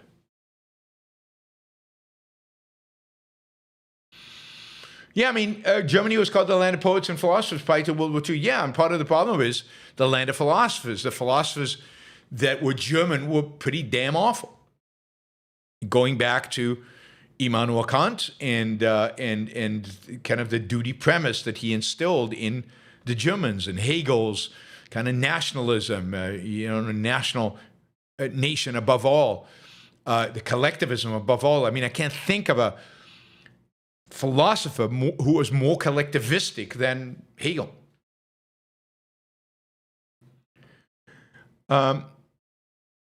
Paul says, what is your opinion of Thoreau and his association with individualism and resistance to social conformity? Are you familiar with his book, Walden? Yeah, I mean, I'm somewhat familiar, vaguely familiar with his book. But look, I think he was more on the side of kind of an individualism guided by emotion, which therefore ultimately undercuts your success as an individual, which ultimately undercuts the success of supposed individualism. There's no reason. There's no man as a rational animal in Thoreau. It's way too focused on the emotion of it, on the whim worshipping of it. And therefore it's tragic.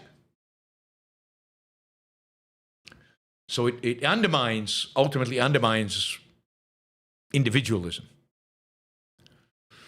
All right, Robert says, cheers from Robert and Amy and Jennifer and Greg, and thanks for keeping us company as we bake bread and prep Irish stew for our monthly get-together. Baking bread and making Irish stew. That sounds pretty good. That sounds good. Put some spices in that Irish stew. Give it some flavor. Get together, friends, do fight evil, but more importantly, use these ideas to live well. Absolutely. Live well, live happy lives of lots of Irish stew and baked bread, unless you don't eat carbs, and then baked bread is no good. But, find other values to pursue if it's not bread. I got confused by Robert there. Yes, live a good life. Pursue values. Choose values, and then go pursue them and live to achieve those values. Be happy. Pursue happiness. Doug, are you familiar enough with the viral Afro Man story to comment? Is he tapping into the American sense of life? God, I read about it yesterday, but I already forgot. I can't remember the details. I know that he stood up for his First Amendment rights, so I think that's right, and he won, and that is good. He was sued by who was he sued by? He was sued by police who felt like he defamed them. So he was sued in a defamation lawsuit because I guess his rap song attacked specific police in a specific context, and they sued, and he won. That's good. I think probably that he won. Does he represent the American sense of life? Does his music, his rap, his whatever? Probably not. There's probably a big mixture. Yeah, there is this sense of, and this is what I mean by some level of American sense of life. There is some sense of, I can say what I want, and I'm going to stick to my rights. And which is good, but there's, my guess is his music is pretty vulgar and unpleasant, and I'm not sure that is what I would associate with American sense of life. The particular I'm not going to fold because you're trying to intimidate me. That is the American sense of life. And that exists out there. That still exists out there. And that's what's preventing us from going all out authoritarian. Both on the left and the right, it exists out there. People are willing to stand up against ICE. People are willing to stand up against the woke nonsense. So on both left and right, people are still resistant of authoritarianism and of authority. And that's what's saving us. They can't fight for any positives. But at least for now, they're willing to reject the authority. That won't last forever. And maybe Afro Man is one manifestation of that. But it won't last forever. Ultimately, that'll erode unless they discover something positive to fight for. Liam says, guilt is overrated. Well, it depends what you mean. I don't think it's overrated in the sense that a lot of people feel it, and it influences a lot of human behavior out there. Unjustifiably, because I think most guilt that people feel is unearned guilt. Guilt that they don't deserve. Guilt that they've learned to accept for just being alive, original sin. Or guilt for being successful. Or guilt for having money. Or guilt for being happy, or guilt for being successful. All of those are unearned guilts, and they're horrible, disgusting. And a manifestation of altruism, the worst type of manifestation of altruism. If you do something bad, should you feel guilty? Absolutely. And in that sense, it's not overrated. Is it a powerful force in our society? Absolutely. Huge, powerful force. Almost all for the negative. Almost all of it unearned. All right, music of 4Channel. A leftist told me that Austrian painter was not evil. Okay, so this is Hitler, because he was just an average guy and parroting what was popular at the time. Yeah, I mean, the average guy can't be evil. Only the spectacular guy can be evil. I mean, that's just absurd. But yes, if you believe that we are just products of our environment, products of how we grew up, products of the people surrounding us, then nobody is responsible for anything. And you can't call anybody evil because they don't have free will. They haven't chosen this. Remember that, Hitler wrote a book. He was, to a large extent, a promoter of these ideas. He made these ideas incredibly popular, and he chose these ideas, and he developed these ideas. I mean, he's not a big-time original thinker, but a lot of his particular applications are unique.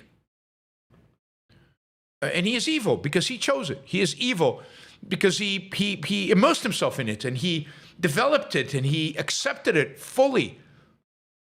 He's evil because he was the epitome of irrationality, of the negation of reality, a negation of reason. He's evil because he led to the deaths of millions and millions and millions of people. I mean, I can't think of anybody more vicious, more viciously evil than Hitler. At least in action, certainly. Malta Splendid, do you think the U.S. is ignoring Ukraine's drone and military fighting expertise because Trump is Putin's best pro? I mean, part of it is that. It's partially because Trump, puts down Ukraine and therefore doesn't want to acknowledge he was wrong in any kind of way. Partially because Ukraine's is not big and, doesn't appear powerful, even though it is powerful. Whereas Russia is this, it used to be an empire. It's this big deal. And Trump likes Putin. So, and Trump is much more sympathetic to the authoritarianism of Putin than the freedom that exists in Ukraine, or at least. It's all of the above. But yes, definitely a big part of it. But also, part of it is on the military side, inertia. It's very easy just to do things you've always done. superiority complex with the United States. We're the mightiest military force in all of human history. We have nothing to learn from the Ukrainians. Well, it turns out you do. So part of it's inertia, part of it is Trump. Liam says, behave rationally and everything will work out. Well, it doesn't always. You can't control the metaphysical. You can be hit by lightning. You can't control that. Being rational does not prevent that. It could minimize. Don't go out into an open field when there's lightning. But you sometimes can't control the circumstances. So if you act rationally, you will be successful. Unless you're, particularly unlucky. Unless something bad outside of your control happens. Jesse, thanks for all you do. Thank you, Jesse. Really appreciate the support. And thank you. All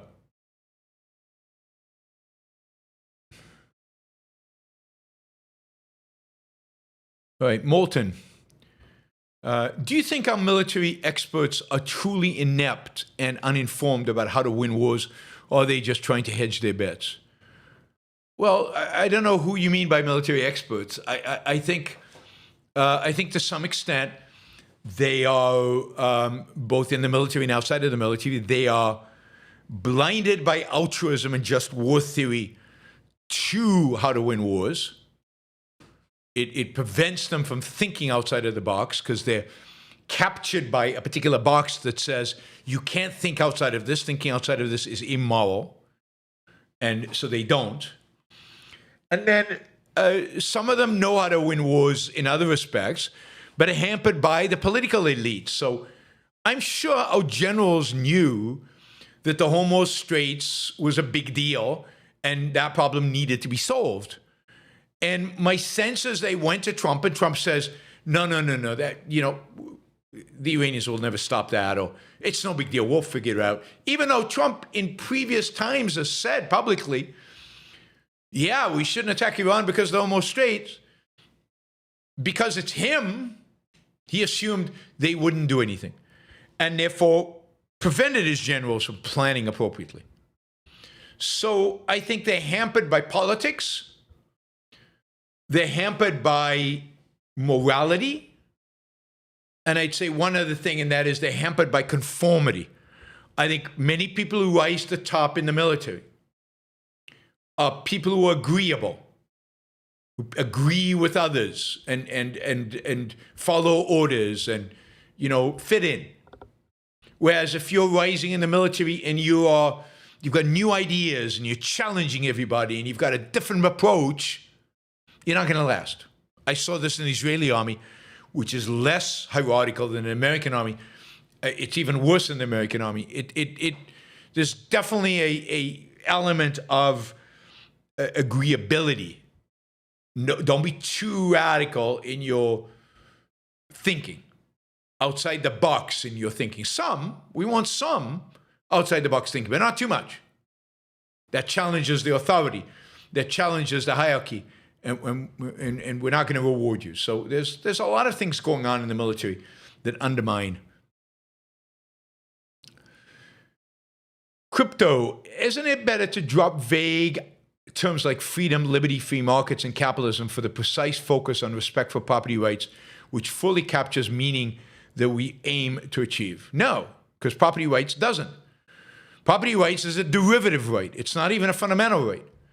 The only fundamental right is the right to life. And the right to life is clear. Property rights is just as vague as all those other terms. You can define property rights, you can define freedom, you can define liberty, you can define free markets, you can define capitalism. But, most people in the world agree that property rights are good.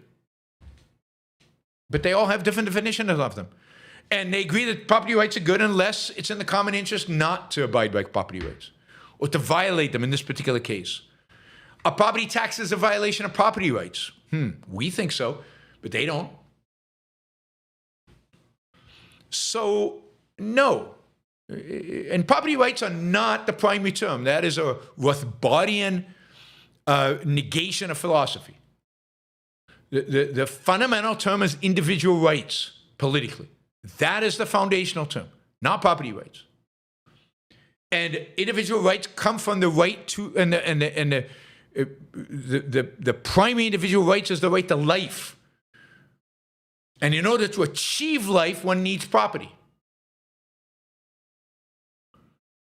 One needs to be able to maintain the products that one creates. It's the right to create those products, which is the fundamental right.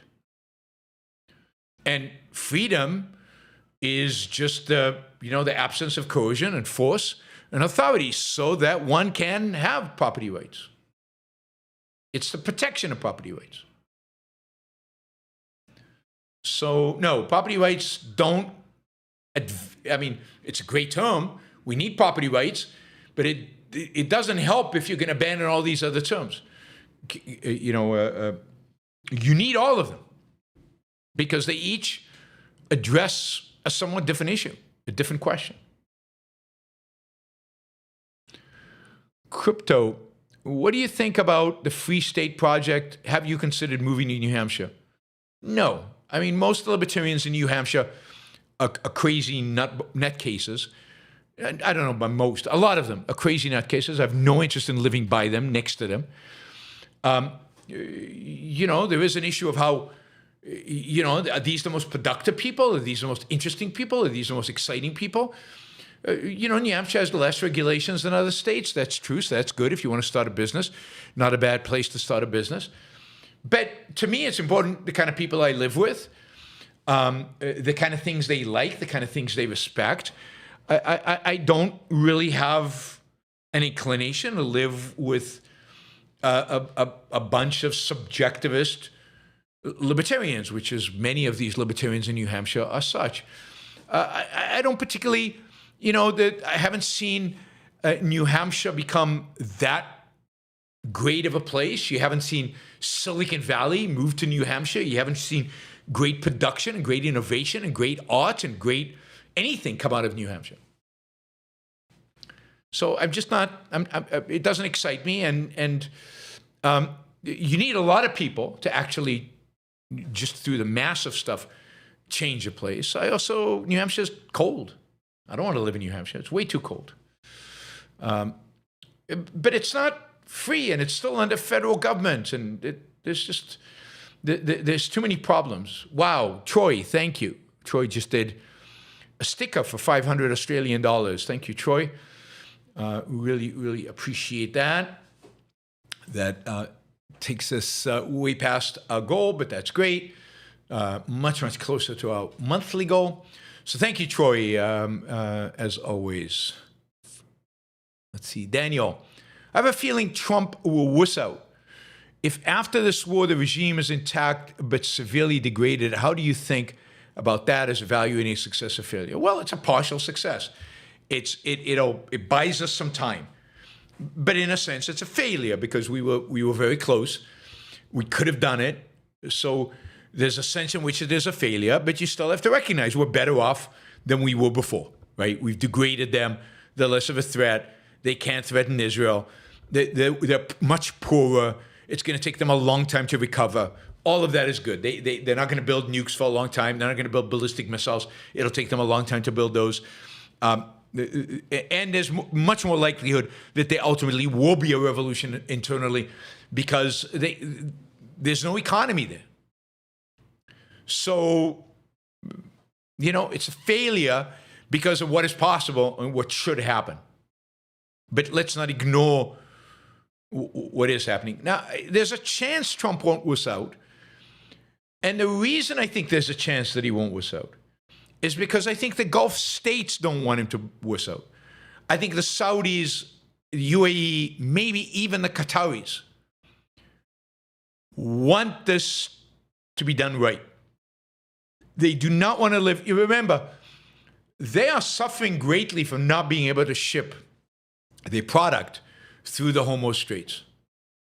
And if Trump wusses out, basically now everybody's accepted that Iran controls the Hormuz Straits. I don't think Saudi Arabia and Qatar and UAE and Bahrain, and I'm not sure about Qatar because Qatar is just such a bad place, but the other places, I'm not sure those places are willing to just accept that fate. And they're putting a lot of pressure on Trump, I think, to finish this. And I think he listens to them more than he listens to Jews, more than he listens to Israelis. I think he listens to those Arab states. I think it was the Saudis egging him on to start this war. I think what's his name? Whatever his name, the head of the Saudi Arabian state wanted this, even though publicly they said they didn't. Privately they said they did. And I think they see a real opportunity for a new Middle East, a Middle East in which they dominate, in which they can thrive. And they you know, the Iranians have not tried to block the Hormuz Strait since the war between Iran and Iraq, and even then, the U.S. did open the straits. So they've never really blocked the straits. This now will prove that they can not only block it, but sustain it if Trump backs up. So that is the only thing that I think is keeping him in. I think his inclination is to get out. I think he will stay in because those people who he, for whatever reason, respects are going to egg him on and try to get him to stick it out. Crypto, Nick Fuentes is rooting for Iran because he sees Jews as the common enemy of both Muslims and America. Why does that surprise me? Why does it not surprise me? It doesn't surprise me at all. Yeah, I mean, Nick Fuentes is a real villain. He's a real evil bastard. And he can't think other than manipulate his audience. He's very good at that. He has no values. He has no purpose. He is driven by hate. And in this, you know, his hatred for Jews overwhelms any other consideration. That's often what happens with anti-Semites. Michael, was Trump's comment about Pearl Harbor to the Prime Minister of Japan inappropriate? Yeah, and it's stupid. Because the Japanese didn't tell the Americans when they were attacking, because they were attacking America. But what the Japanese journalist asked him was, why didn't you tell your allies, the Japanese, that you were attacking your shared enemy, the Iranians? So it's stupid. It's moronic, and it's inappropriate. No, opponents of individualism mainly reside on the primacy of consciousness camp, right, Yaron? Yeah, ultimately, they are. You know, again, nobody lives completely on the primacy of consciousness. They couldn't. But they are on that axis. They tend to be on that axis. They tend to be, we create reality, or there is a consciousness that creates reality, or society creates reality. It's not the individual thinks, and reality is what it is, and we have the tool to understand it. It's not the basis on which it's not their epistemology or metaphysics.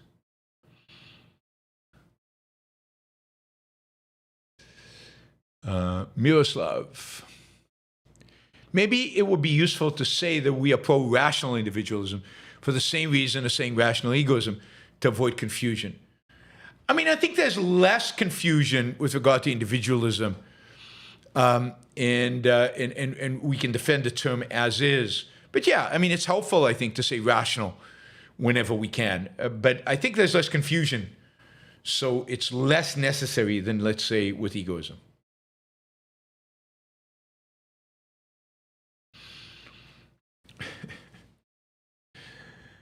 All right. Troy, again, thank you. Made my day. Really, really appreciate it. Thank you to all the super chatters. Oh, I see Stringer Bell came in with a super chat, with a sticker. Thank you, Stringer Bell. Thanks to all the super chatters. Thanks to all the stickers.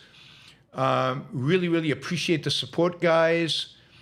And we will reconvene tomorrow if you are a member. Member-only show tomorrow. We're discussing Ayn Rand's essay, Altruism as Appeasement. It's a short essay in this book, The Voice of Reason. So check it out. And that'll be tomorrow, 2 p.m. East Coast time. Molten Splendor came in with a last-minute question. Should objectivist intellectuals pay more attention to what is presented and added to Wikipedia? This service is basic information for many, and yet so very wrong. It's very hard. I've tried, but it's very difficult. It's very difficult to control Wikipedia. There are powers behind Wikipedia that kind of do the editing and control the editing. I've tried to have my page edited, other pages edited. So yes, we should pay attention to it, but it's also very hard, and we have to acknowledge the fact that those who oppose us have more influence on Wikipedia and more ability to. I mean, I think the best thing you could do about Wikipedia is that all of you out there who use it and you see something that doesn't make any sense, go in and try to edit it. Go in and express an objection. If I try to do stuff, they identify me as an interested party and they reject what I do. They might not easily identify you as interested parties. So yeah, absolutely, it's important. So this is where you guys could help a lot. Help a lot. All right, thank you guys. See you tomorrow at 2. If not, then Monday. Those of you who are not members, I'll see you Monday. Those of you who are members, I'll see you tomorrow. If you're not a member, you can still become a member before tomorrow.